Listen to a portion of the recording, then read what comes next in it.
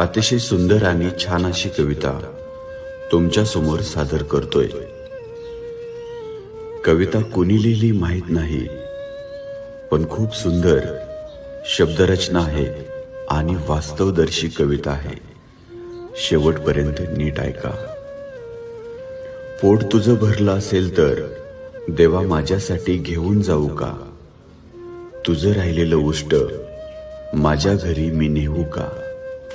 देवा येते मात्र तुमची मस्त अंगत पंगत रंगली। घरात मीठ पीठ नाही म्हणून सकाळीच आई बाबांसोबत भांडली। आठवाभर पिठासाठी आई सगळ्या गल्लीत हिंडली।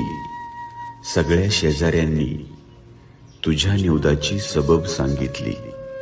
देवा आज सकाळी मला सडकून भूक लागली। अचानक तुला आठवून